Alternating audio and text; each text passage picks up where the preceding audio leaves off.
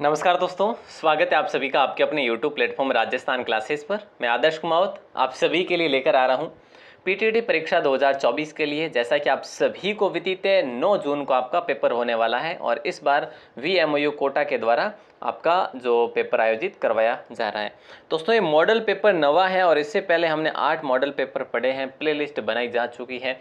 आपने अगर अभी तक नहीं देखे हैं वो मॉडल पेपर तो ज़रूर देखिएगा। इसमें हम भारत सामान्य ज्ञान, राजस्थान सामान्य ज्ञान और विज्ञान के कुछ क्वेश्चंस पढ़ रहे हैं। हालांकि करंट भी आपका जीके सेक्शन में आएगा 10 से 1 क्वेश्चन के आसपास, लेकिन वो आपको अलग से क्लासेज दे दी जाएगी या फिर नोट्स प्रोवाइड करवा दिए जाएंगे। मैं क्लासेज जो है आपके लिए कम ले रहा हूँ, नोट्स आपको ज़्यादा दे रहा हूँ, ये मैं आपको हर क्लास में बताता हूँ। वैसे 50 में से अगर आज आप 35 प्रश्न सही कर लेते हैं तो मैं ये कहूँगा कि आपकी तैयारी वास्तव में बेहतरीन है। आप ज्वाइन कर सकते हैं वेबसाइट को। वेबसाइट पर आपको फ्री ऑफ कॉस्ट जो है हज़ारों जो स्टूडेंट है डेली विजिट करते हैं फ्री कोर्स के लिए, तो आप ज़रूर फ्री कोर्स लेवें। टेलीग्राम को ज्वाइन कर सकते हैं @राजस्थान क्लासेस। और आप व्हाट्सएप ग्रुप में अगर ज्वाइन होना चाहते हैं तो इस नंबर पर अपना नाम और ज़िला, नाम व ज़िला लिखकर हमें मैसेज भी कर सकते हैं, आपको ग्रुप में ऐड कर लेंगे। लेकिन एक्टिव रहना जरूरी है दोस्तों, ठीक है।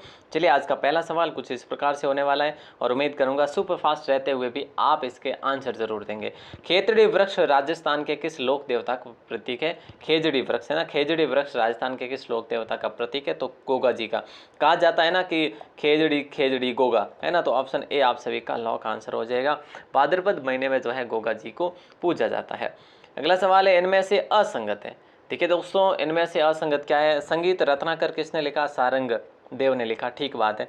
स्वतंत्र भावनी तेज कवि ने लिखा, कुचमादी आकर रामेश्वर दयाल श्रीमाली ने लिखा और गोरा बादल कुशल लाभ ने लिखा। अब आपका सवाल ये रहेगा, तो सर कुशल लाभ ने क्या लिखा था? तो ढोला मारूरी चौपाई लिखा था। ढोला मारूरी चौपाई जो है ना दोस्तों, वो किसने लिखा था? कुशल लाभ ने। अच्छा, गोरा बादल किसने लिखा? तो ऐसा अगर प्रश्न करे तो आप कहेंगे हेमरत्न ने लिखा था, ठीक है।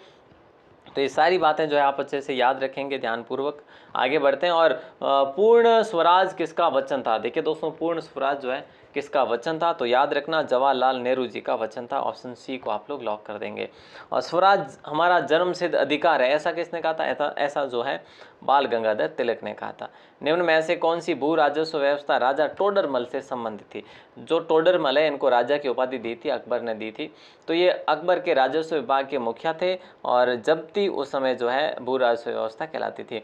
ऑप्शन सी जो है आप सभी का करेक्ट आंसर होगा। और अगला सवाल है, कवि श्यामल दास से संबंधित गलत क्या है? श्यामल दास है पूरा नाम, ठीक है। केसर हिंद इनको कर्नल इम्पी ने उपाधि दी थी, ठीक बात है। कवि राजा महाराणा सज्जन सिंह ने इनको उपाधि दी थी। महामहोपाध्याय की उपाधि ब्रिटिश सरकार ने दी थी। तो गलत जो है ना, इनमें से कोई नहीं, कोई गलत है ही नहीं, सारे के सारे सत्य, सारे सत्य वचन है। और अगला सवाल कि भाई भारतीय नौसेना दिवस कब मनाया जाता है? दोस्तों, पीटीटी एग्जाम में आपके एक क्वेश्चन दिवस को लेकर, राष्ट्रीय जो दिवस है ना, इसको लेकर आएगा ही आएगा, आप अच्छे से रट के जाइएगा। 4 दिसंबर की बात है, ऑप्शन बी को लॉक कर देंगे। 4 दिसंबर को भारतीय नौसेना दिवस मनाया जाता है। अगला सवाल है कि बंगाल विभाजन कब हुआ भैया? देखो, बंगाल विभाजन की बात हो रही तो 1905 में हुआ बंगाल विभाजन। और जो मुस्लिम लीग की स्थापना 1906 में हुई। और मार्लिमेंटो सुधार अधिनियम 1909 में आया। तो ये 1905 में हुआ बंगाल विभाजन, ठीक है। और 1906 में क्या हुआ था? मुस्लिम लीग की स्थापना हुई थी, ठीक है। ओके सर, ये दोनों जो है ना कई बार एग्जाम में पूछे जाते हैं, बंगाल विभाजन और मुस्लिम लीग की स्थापना। तो मुस्लिम लीग बाद में, बंगाल विभाजन पहले। काष्ठ का रेन बसेरा मंदिर किस जिले में अवस्थित है? तो लकड़ी का एक प्रकार का ये मंदिर है और कृष्ण सागर झील के तट पर जो है ये बना हुआ था। कहाँ पे? देहरादून में। तो वहाँ से लेकर कौन आए थे? 1936 में एक प्रदर्शनी लगी हुई थी, वहाँ से लेकर आए थे राजेंद्र सिंह, है ना, जो कि झालावाड़ में लाकर लगाया गया। ऑप्शन बी को लॉक कर देंगे। राजस्थान राज्य पर्यावरण नीति किस वर्ष लागू की गई? ऐसा प्रश्न आपसे किया जा रहा है। राइट आंसर आप सभी का हो जाएगा 2010 को लॉक करेंगे। राष्ट्रीय पर्यावरण नीति जो है 2006 में लागू की गई थी, लेकिन जब राज्य पर्यावरण नीति की बात करें तो 2010 को लॉक करेंगे, फरवरी की बात है। और अगला क्वेश्चन भी आपकी स्क्रीन पर है कि भाई बैक्टीरिया जनित रोग जो है ना वो कौन सा है? बैक्टीरिया जनित रोग दोस्तों कौन सा है? खसरा, कुष्ठ रोग, डेंगू या एड्स? तो आप कहेंगे सर कुष्ठ रोग जो है बैक्टीरिया जनित है। और अगला सवाल आपकी स्क्रीन पर है, एकलिंग मामत्य के लेखक से रिलेटेड आपसे सवाल किया जा रहा है। एक लिंग महावत्य के लेखक कौन है? तो कान्हा व्यास है। हालांकि सपोर्टिव रोल में कौन थे? कुंभा इनके सपोर्टिव रोल में जरूर थे। याद रखना, गुहिल शासकों की वंशावली इसमें हमें देखने को मिल जाती है। और अगला सवाल आपके स्क्रीन पर है। अगला सवाल है कि अंतिम मुगल शासक जो थे ना वो कौन थे? अंतिम मुगल शासक जो थे वो कौन थे? शाह आलम द्वितीय, आलमगीर द्वितीय, या फिर बहादुर शाह जफर, या अकबर द्वितीय। अंतिम मुगल शासक जो थे बहादुर शाह जफर द्वितीय को लॉक करेंगे। 1837 से लेकर 1857 क्रांति तक जो थे, और क्रांति में इन्होंने भाग भी लिया था भारत की ओर से, है ना। तो याद रखना। और बाद में अंग्रेजों ने इन्हें जो है रंगून जेल भेज दिया था और 1862 में इनकी मृत्यु हो गई थी। निम्न में ऐसे कौन से कारक महासागरीय धाराओं को प्रभावित करते हैं? तो महासागरीय धाराओं को प्रभावित करने वाले कारक है पृथ्वी का आवर्तन, वायु दाब और हवा, महासागरीय जल का घनत्व, यानी ऑप्शन बी आप सभी का करेक्ट आंसर होगा, सही आंसर होगा। कांग्रेस के प्रथम अध्यक्ष कौन थे? देखिए दोस्तों, कांग्रेस के पहले अध्यक्ष जो थे ना वो कौन थे? योमेश चंद्र बनर्जी थे। योमेश चंद्र बनर्जी थे। ऑप्शन बी को लॉक कर देंगे। 1885 में अधिवेशन हुआ था। ये कहाँ पे हुआ था? ऐसा सवाल बने तो बम्बई में हुआ था और 72 प्रतिभागियों ने भाग लिया था इसमें। तो अगला सवाल देखिए, राजस्थान के सिरोही और पाली जिलों में किस प्रकार की प्रधान मृदा मिलती है? तो राइट आंसर हो जाएगा इंसिप्टी सोल्स, यानी ऑप्शन सी को लॉक कर देंगे। अगला सवाल देखिएगा, क्रमशः सर्वाधिक न्यूनतम ऊन उत्पादक जो जिला है वो कौन से? ऐसा प्रश्न आपसे किया जा रहा है। राइट आंसर बताइए क्या होगा? क्रमशः सर्वाधिक न्यूनतम ऊन उत्पादक जिला है तो वो है जोधपुर और जैसलमेर। जोधपुर जैसलमेर को लॉक करेंगे। और अगला सवाल आपकी स्क्रीन पर है कि जो माणिकलाल वर्मा है इनके द्वारा स्थापित जनजाति शोध संस्थान जो है ना ये कहाँ पे स्थित है? तो इनके द्वारा 1983 में ये जनजाति शोध संस्थान स्थापित किया गया था और उदयपुर में स्थापित किया गया, ठीक है। और जो मेवाड़ का राज चिन्ह है ना, जनजाति शोध संस्थान में ही रखा हुआ है, ये बात भी आपको याद रखनी है। बेहतरीन सवाल है, अच्छा क्वेश्चन है। अगला सवाल है कि रेगिस्तानी क्षेत्र में निम्न कगारों से घिरी पलाया झीलें जो है ना वो क्या कहलाती है? दोस्तों ये आपको बताना है। बताइए। धारियल नहीं, धारियन नहीं, दरियन भी नहीं, बरखान भी नहीं, खड़ीन कहलाती है। पलाया झीलें जो छोटी छोटी होती है उसमें शुरुआत में ऐसे पालीवाल ब्राह्मणों ने ही है जो इसकी शुरुआत करी थी, खेती करना शुरू किया था। राष्ट्रीय सरसों अनुसंधान केंद्र सेवर जो भरतपुर में है, और इसकी स्थापना कब की गई? दोस्तों आप सभी को विदित है कि ये चीज़ तो भरतपुर में है और एग्जाम में भी 10 बार पूछा गया है लगभग। तो इसकी शुरुआत या फिर स्थापना हुई थी 20 अक्टूबर 1993 को, ठीक है। ऑप्शन बी जो है आप सभी का सही आंसर होगा। राजस्व मंडल, देखिए दोस्तों ध्यान दीजिए, राजस्व मंडल अजमेर द्वारा प्रकाशित त्रैमासिक पत्रिका का नाम आपसे पूछा जा रहा है, तो रावीरा को आप लोग लॉक करेंगे। किसको लॉक करेंगे? रावीरा को, ठीक है। अच्छा सवाल है। अगला सवाल आपके स्क्रीन पर है कि भाई 33 करोड़ देवी देवताओं का मंदिर बीकानेर में, देखो 33 करोड़ देवी देवताओं की चाल की बात करें तो वो आपके है मंडोर जोधपुर में। लेकिन जब आपसे पूछे कि भाई ऐसा 33 करोड़ देवी देवताओं के मंदिर की, तो जूनागढ़ किले में है। यहाँ पे हिरंब गणपति की प्रतिमा भी है जो मूषक पर सवारी न होकर शेर पर आरूढ़ है। तो ये बातें आप सभी को ध्यान रखनी। ये देखो, ये देखिए, है ना, ये हेरम गणपति जी की प्रतिमा है दोस्तों। और आपने देखा होगा कहीं पे भी या फिर क्वेश्चन कहीं पे पढ़ा होगा कि हेरम गणपति की प्रतिमा कहाँ पे? तो ये जूनागढ़ फोर्ट में है। और अनूप सिंह जो है दक्षिण से लेकर आए थे मुसलमानों के हाथों से बचाकर, तो ये मूषक पर सवार नहीं होकर शेर पर आरूढ़ है गणेश जी, ठीक है। अगला सवाल देखिएगा, हारी भावरी कृषि का रूप किस जनजाति में पॉपुलर है? तो दोस्तों ये गरासिया जनजाति में पॉपुलर है। ऑप्शन बी आप सभी का सही आंसर होगा। अगला सवाल देखिए, पूछा क्या जा रहा है, कोच्चि को किस उपनाम से जाना जाता है? यहाँ पे दोस्तों मेरा केवल क्वेश्चन का ऐसा नहीं था कि भाई सिर्फ और सिर्फ यही क्वेश्चन पूछा जाएगा, नहीं। इसमें देखो कोच्चि का उपनाम भी पूछा जा सकता है कि भाई कोच्चि का उपनाम है अरब सागर की रानी, ठीक है। तो कोच्चि है कहाँ पे? आप कहेंगे सर केरल में। अच्छा केरल में क्या, ठीक है। तो पूर्व का वेनिस भी इसे कहते हैं दोस्तों, पूर्व का वेनिस इसे कहते हैं। कोयला नगरी धनबाद को कहा जाता है दोस्तों, धनबाद को कोयला नगरी कहा जाता है। धनबाद झारखंड में है आपके। वन नगर दोस्तों देहरादून को कहा जाता है। किसको? देहरादून आपके उत्तराखंड में है। पेटा नगरी आगरा को कहा जाता है दोस्तों। तो ये सारी बातें अगर आप याद रखेंगे तो क्वेश्चन बनने के चांसेस जरूर रहते हैं। लता मंगेशकर का निधन 6 फरवरी 2022 को हुआ। उनको भारत रत्न कब सम्मानित किया गया? भारत रत्न से कब सम्मानित किया था? तो इनको किया गया था 2001 में, 2001 में इनको सम्मानित किया गया था 28 सितंबर 1929 को। तो दोस्तों याद रखिएगा, ऑप्शन सी को लॉक कराया आपने। अगला सवाल है कि निम्न में से किसे जंगल की आग कहा जाता है? निम्नलिखित में से किसे जो है जंगल की आग कहा जाता है? तो दोस्तों याद रखना, ऑप्शन सी को लॉक करेंगे। ब्यूटिया मोनोस्पर्मा को जंगल की आग कहा जाता है, यानी कि क्या हो जाएगा ये आपका पलाश, है ना। और अगर बात करें आपसे कि जंगल की ज्वाला, जंगल की ज्वाला, वही हो जाएगा पलाश, है ना। इसे ब्यूटी मोनोस्पर्मा भी कहते हैं वैज्ञानिक नाम के रूप में। लेकिन आर्किड को जंगल की सुंदरता कहा जाता है, आर्किड को जंगल की सुंदरता कहा जाता है। तो ये बात आप याद रखेंगे। और आगे बढ़ते हैं, अगले सवाल को देखते हैं। अगला सवाल है, जेके वाइट सीमेंट का कारखाना जो है ना, ये कौन से जिले में स्थित है? ये आपको बताना है।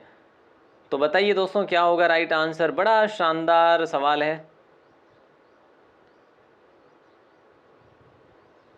अच्छा सवाल है, शानदार सवाल है। तो जेके वाइट सीमेंट का कारखाना कौन से जिले में? वैसे इसे पहला सफ़ेद सीमेंट कारखाना भी कहा जाता है। बीकानेर में नहीं है, बाड़मेर भी नहीं है, जोधपुर में भी नहीं है। बोले सर ये तो गोटन में है। अच्छा, गोटन जेके वाइट सीमेंट है क्या? जी बिल्कुल, ऑप्शन डी जो है आप सभी का सही आंसर हो जाएगा। अगला सवाल देखिएगा, राजस्थान संस्कृत अकादमी कौन से जिले में स्थित है?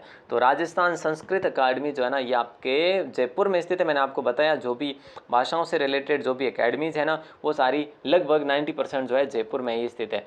और इसकी स्थापना के संदर्भ में बात करें तो 1980 में इसकी स्थापना हुई। और इसके एक और संदर्भ, जैसे कई बार एग्जाम में सवाल किया जाता है कि इस अकेडमी का जो सर्वोच्च पुरस्कार है ना, वो कौन सा है? तो ऐसा भी सवाल बन जाता है। तो ऐसे में इसका माघ पुरस्कार है सबसे बेहतरीन। सीसा जस्ता कहाँ पाया जाता है दोस्तों बताइए? सीसा जस्ता जो है ना कहाँ पे पाया जाता है? तो ऑप्शन ए को लॉक कर देंगे, राजपुरा दरीबा में पाया जाता है। राजपुरा दरीबा को लॉक कर देंगे, ऑप्शन ए को, राजसमंद में स्थित है। अगला सवाल आपकी स्क्रीन पर है, पानीपत की पहली लड़ाई या प्रथम युद्ध जो है ना किसके बीच में लड़ा गया था? तो पानीपत का पहला युद्ध जो है ना दोस्तों, ये पृथ्वीराज नहीं होगा, पृथ्वीराज का नाम ही नहीं आएगा इसमें, ठीक है साहब, ओके। तो बाबर और इब्राहिम लोदी को लॉक कर देंगे, ऑप्शन सी को। और इब्राहिम लोदी जो है इसमें हार गए थे और 1526 की ये लड़ाई थी। अगला सवाल आपकी स्क्रीन पर है, पृथ्वी के सबसे निकट ग्रह कौन सा है? पृथ्वी के सबसे निकट ग्रह की बात करें तो कौन सा है? तो याद रखना शुक्र ग्रह है दोस्तों, शुक्र, ऑप्शन ए को लॉक कर देंगे। और अगला सवाल आपकी स्क्रीन पर है कि निम्न में से कौन सी पहाड़ियाँ मध्य अरावली श्रेणी में स्थित है? निम्न में से देखो दोस्तों, देखिए पृथ्वी का हमने देखा कि भाई पृथ्वी के सबसे निकट ग्रह कौन सा है, तो वो है शुक्र। और पृथ्वी से सबसे दूर की बात करें तो वो है वरुण। सर्वाधिक भारी की बात करें तो जो सबसे बड़ा नाम है वो है बृहस्पति, वही सर्वाधिक भारी है। तो कौन सी पहाड़ियाँ मध्य अरावली श्रेणी की है? तो मध्य अरावली श्रेणी की बात करें तो मेरवाड़ा की पहाड़ियाँ हो जाएगी, है कि नहीं? जी बिल्कुल। अगला सवाल आपके स्क्रीन पर है कि भाई अनास, एराव और सोम जिस नदी की सहायक नदियां हैं वह है माही, बनास, साबरमती, काली सिंध। दोस्तों देखो ध्यान दीजिएगा, अनास, एराव और सोम किसकी सहायक नदियां? तो सिर्फ और सिर्फ एक की होगी ना, सबकी तो कैसे हो जाएगी? माही की सहायक नदियां, यानी ऑप्शन बी को लॉक कर देंगे। और अगला सवाल आपकी स्क्रीन पर है, कहा जा रहा है कि राजस्थान में 100 टापुओं का क्षेत्र किस जिले को कहा जाता है? राजस्थान में 100 टापुओं का क्षेत्र किस जिले को कहा जाता है? तो ये कहा जाता है बांसवाड़ा को, ऑप्शन डी को लॉक कर देंगे दोस्तों, ऑप्शन डी को लॉक कर देंगे। अच्छा क्वेश्चन है। अगला सवाल आपके स्क्रीन पर है, भारत में किस राज्य की समुद्री तटरेखा सबसे लंबी है? भारत में किस राज्य की समुद्री तटरेखा सबसे लंबी है? तो याद रखना गुजरात की है दोस्तों, ठीक है। और अगर बात करें गुजरात के बाद में नंबर आता है आंध्र प्रदेश का, ठीक है। और फिर है जो केरल, तमिलनाडु, ये वैसे सभी समुद्री तटरेखा के साथ ही सीमा बनाते हैं। मधुमक्खियों के प्रजनन और प्रबंधन को क्या कहा जाता है? देखिए दोस्तों, मधुमक्खियों के प्रजनन और प्रबंधन को कहा जाता है एपीकल्चर, ठीक है। तो ऑप्शन डी को लॉक कर देंगे। और पीसी कल्चर, बोले सर ये तो मछलियों के बारे में है। चलो अगला सवाल है, जयपुर ब्लू पॉटरी के लिए प्रसिद्ध है। तो ये चित्रकारी जो है ना किन बर्तनों पर होती है, ये आपको बताना है। जल्दी से बता दीजिएगा क्या होगा कि राइट आंसर। बड़ा शानदार सवाल है। तो राइट आंसर होगा केवल चीनी मिट्टी के बर्तनों पर। अगला सवाल है, देश का कितना प्रतिशत जिप्सम अकेले राजस्थान जो है ये बनाता है? यहाँ पे जिप्सम अकेला जो है उत्पादन करता है। तो ऑप्शन बी को लॉक करेंगे, 90% दोस्तों, ठीक है। अगला सवाल आपकी स्क्रीन पर है कि भटनेर दुर्ग का निर्माण कब करवाया। देखिए दोस्तों, भटनेर दुर्ग का निर्माण जो है ना ये कब करवाया गया, इसका आंसर आपको बताना है। बोले सर 285 ईस्वी में करवाया गया था। भटनेर का दुर्ग है, यादव वंश के भट्टी के पुत्र जो थे भूपत, उन्होंने इसका निर्माण करवाया। इसे उत्तरी सीमा का प्रहरी भी कहा जाता है, उत्तरी सीमा का प्रहरी भी कहा जाता है। अगला सवाल है कि राजस्थान की प्रथम महिला सांसद कौन थी। राजस्थान की पहली महिला सांसद जो थी वो कौन थी, आपका राइट आंसर हो जाएगा शारदा भार्गव थी। राजस्थान की पहली महिला सांसद शारदा भार्गव थी। तो आगे बढ़ते हैं दोस्तों। 1952 में राज्यसभा सदस्य निर्वाचित हुई थी। अगला क्वेश्चन है कि नेहरू ट्रॉफी किस खेल से संबंधित है। और ट्रॉफियों के बारे में भी एक आध प्रश्न बन सकता है कि भाई ये ट्रॉफी किस खेल से संबंधित है, तो ये किससे संबंधित है, ऐसा प्रश्न। तो राइट आंसर आप सभी का हो जाएगा फुटबॉल को लॉक करेंगे दोस्तों। ऑप्शन बी करेक्ट आंसर होगा, फुटबॉल से संबंधित है। सतारा कैसा वाद्य यंत्र है बताइए। सतारा जो है ना एक ऐसा वाद्य यंत्र है जैसे हम फूंक देकर बजाते हैं। अगर फूंक देकर बजाते हैं तो फिर सुशीर वाद्य यंत्र हो जाएगा। ऑप्शन ए को लॉक कर देंगे। ठीक है, तो अलगोजा और बांसुरी और एक शहनाई, इन तीनों का समन्वित रूप कहा जा सकता है सतारा को। और सतारा जो आपके जैसलमेर और बाड़मेर का पॉपुलर है।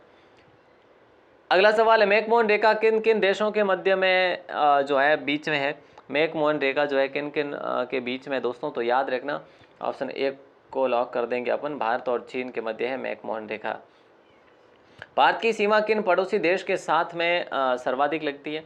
तो भारत की सीमा किस पड़ोसी देश के साथ में, बांग्लादेश के साथ में 4096 किलोमीटर। और दोस्तों सबसे कम की बात करें तो अफगानिस्तान, अफगानिस्तान की सीमा कितनी लगती है। आप कहेंगे सर अफगानिस्तान की सीमा 106 किलोमीटर। तो ये बातें आप याद रखेंगे। अफगानिस्तान की सीमा जो है लद्दाख से लगती है, वैसे सभी को विदित है। ठीक है, और बांग्लादेश की बात करें तो बांग्लादेश भी जो है सर्वाधिक राज्यों के साथ में सीमा बनाता है वैसे।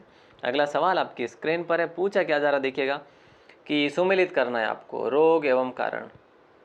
देखिए रतौंधी, रिक्रेटस है ना, और स्कर्वी और बेरीबेरी। तो ये रोग और कारण जो है इसको सुमेलित आपको करना है, बस ऐसा इतना ही करना है, ज़्यादा नहीं करना है। देखो ऑप्शन सी को लॉक करेंगे हम। कैसे कि रतौंधी जो है ना विटामिन ए से, ठीक है, रिक्रेटस की बात करें विटामिन डी, स्कर्वी की बात करें विटामिन सी, और बेरीबेरी की बात करें विटामिन B1। तो ऑप्शन सी को लॉक कर देंगे। और अगला सवाल आपकी स्क्रीन पर है कि परमारकालीन कीर्ति स्तंभ जो है ना कौन से जिले में बताइए। परमारकालीन कीर्ति स्तंभ जो है कौन से किले में स्थित है। तो जिला पूछे तो जालोर, किला पूछे तो भी जालोर दुर्ग है ना, ऑप्शन बी लॉक हो जाएगा। भारत का पहला थंडरस्टॉर्म रिसर्च कहाँ पर स्थापित किया गया, रिसर्च सेंटर कहाँ पर स्थापित किया गया। ऑप्शन ए को लॉक करेंगे। ठीक है, और अगला सवाल उड़ीसा में है ना, ध्यान रखना। पहला आंधी तूफान अनुसंधान केंद्र थंडरस्टॉर्म रिसर्च टेस्ट बेड बनाया जाएगा यहाँ पे। देखो बाड़मेर में स्थित कोटड़ा का किला, दोस्तों ये जो कोटड़ा का किला देख पा रहे हैं किस शासकों के द्वारा बनाया गया था, ऐसा प्रश्न किया जा रहा है। राइट आंसर हो जाएगा परमार शासकों के द्वारा बनाया गया था। और किराड़ू के परमार वही थे जो किराड़ू में रहा करते थे। ठीक है, ओके। अगला सवाल गुरु गोविंद सिंह द्वारा खालसा पंथ की स्थापना किस वर्ष में की गई थी। तो दोस्तों 1699 में की गई। तो ऑप्शन ए को लॉक करेंगे हम लोग। अगला सवाल देखिए पूछा जा रहा है, मिट्टी का सर्वाधिक अपरदन कौन सी नदी से होता है। मिट्टी का सर्वाधिक अपरदन कौन सी नदी से होता है। तो याद रखना चंबल नदी से होता है। मिट्टी का सर्वाधिक अपरदन जो है ना चंबल नदी से होता है। ऑप्शन ए को लॉक कर देंगे। मानव शरीर का सबसे बड़ा अंग जो है ना वो कौन सा है। मानव शरीर का सबसे बड़ा अंग जो है वो है यकृत। ऑप्शन सी को लॉक कर देंगे। और अगला सवाल आपकी स्क्रीन पर है, भटनेर दुर्ग पर तैमूर लंग ने आक्रमण किया। भटनेर दुर्ग पर तैमूर लंग ने आक्रमण किया, कब किया। ये ऐसे कैसे हो गया 50 क्वेश्चन। इसका आंसर सॉरी आपको ही देना है।